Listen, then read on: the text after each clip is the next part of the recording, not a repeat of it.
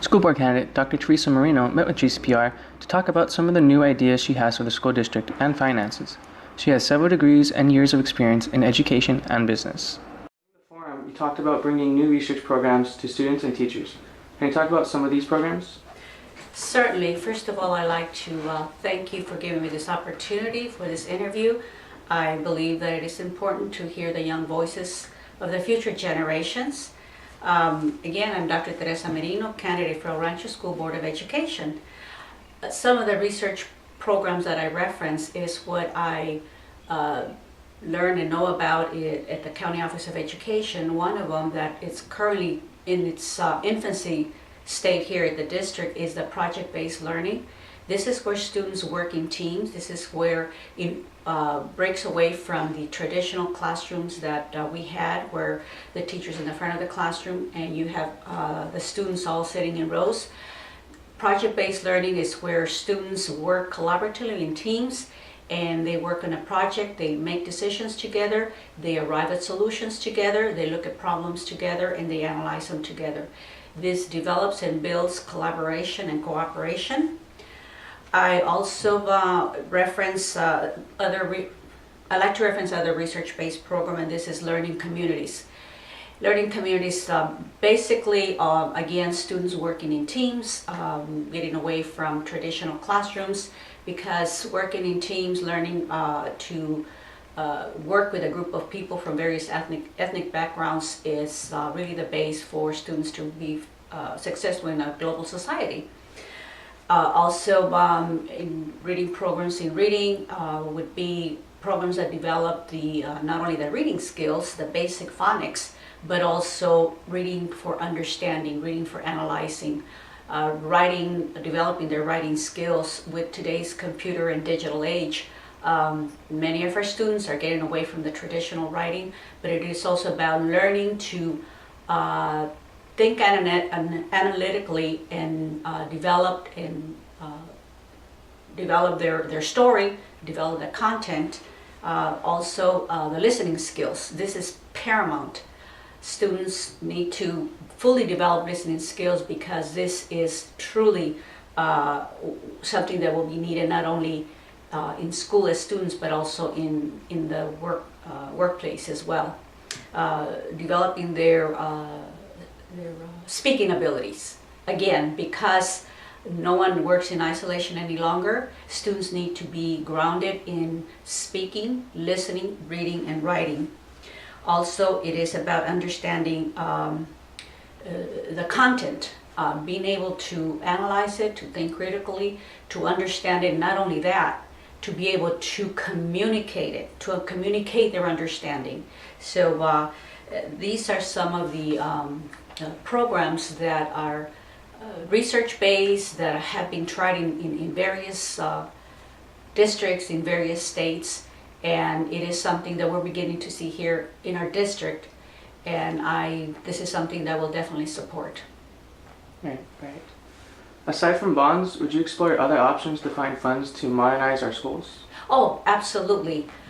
We definitely cannot put our hopes or pin our hopes on the bond measures, because again, it is not up to the district to to approve bond measures. It is up to us taxpayers. The district can only propose it, but this is not what we're looking at. This is one means of funding. But however, what I'm talking about and what I would pursue would be going after grants, and the district again has moved in this direction. This past year, the district received $9 million in grants, and I'm saying this is just the beginning. There are other programs out there. For example, I like to mention the Bill Gates Foundation. They have given, if not millions, billions of dollars into education. This is something that is worth exploring. Also, I believe that we can look into researching the educational foundation. Some school districts have been very successful in establishing an educational foundation.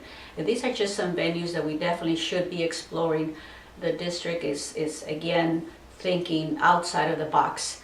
And again, I just want to emphasize that raising taxes is not something that I look forward to, especially for our community. Those of us that are retired on a fixed income. However, I do want to say that I'm very proud of my community, because in the past we did approve 2 bond measures that have brought huge improvements to our school facilities.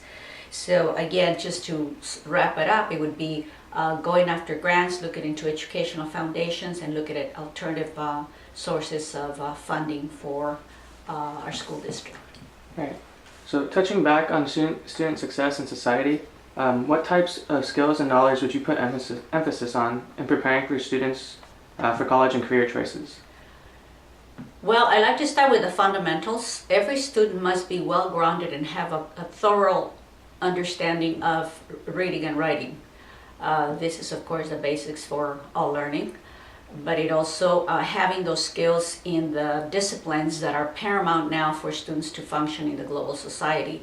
And by that I'm referencing having a very solid knowledge base on science, on technology, of course, on math, and on the arts, because all of these disciplines play a key role.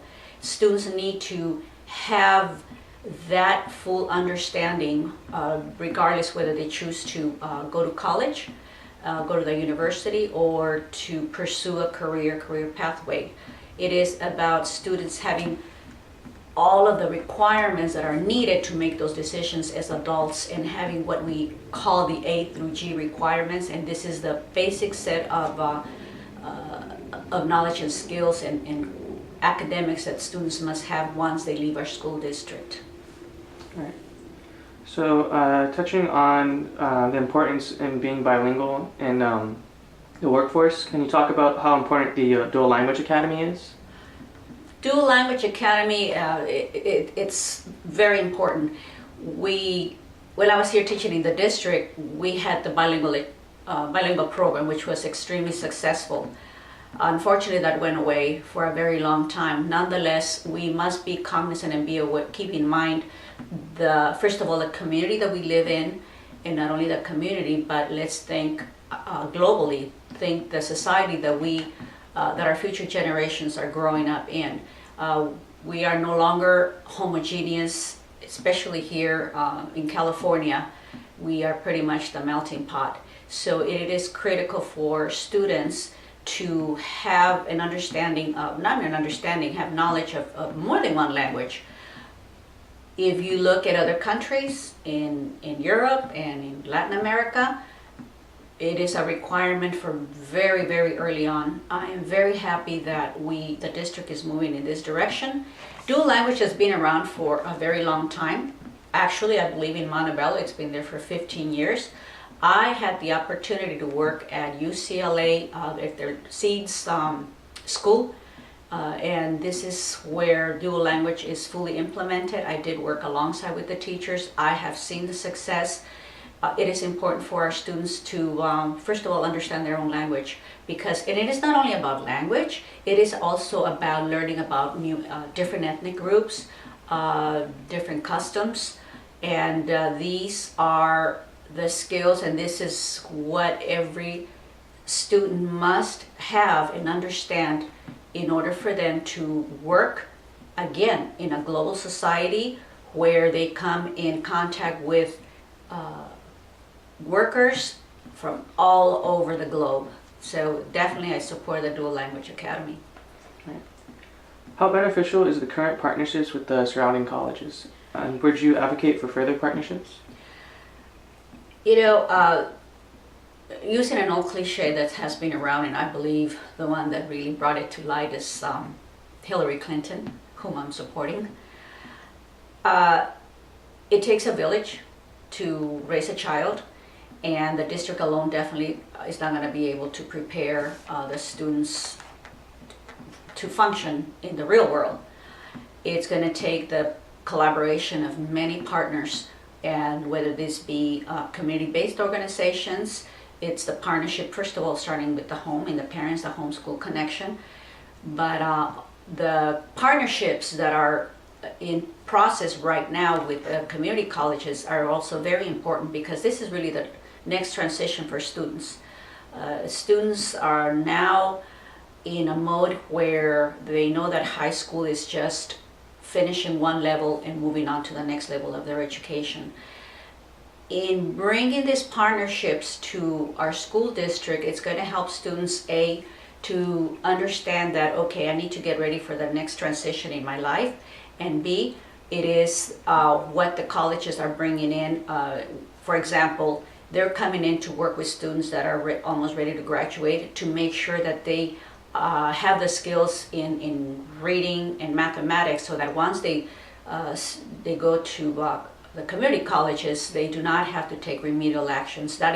This is front loading and ensuring student success, so that, because many of our students get disappointed once they hit the community colleges or universities, they're lacking in the basic skills. So these partnerships are really paramount. In addition to that, it is not only building on those basic skills, it is also about providing what we call career pathways for students that choose not to finish or go to college.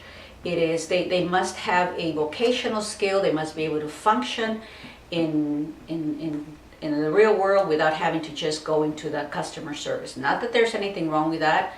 Any job is an honest job, but we do have to make sure that our young generation is definitely prepared and that they have that choice, whether they decide to go to a 4-year university, 2-year college, or a career.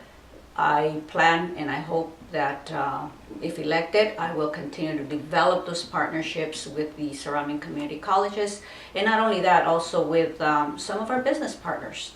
Internship programs are very key as well. It's successful in some schools, and I definitely think that it's something that we need to pursue here at El Rancho. Thank you for giving us the opportunity for this interview. Do you have any closing statements to the Rio Hondo students? Yes. Again, I'm so pleased to see that the young generation is taking an interest in, we did have a student forum that I was unfortunately not able to attend. However, I just want to say that I'm here to continue doing the work that I've been doing for 30 years. This doesn't stop. This is more than work. It's a mission, and it's a labor of love. And all I can say is that I will work very, very hard to prepare our students, to serve our students, and more importantly, to serve our community as well.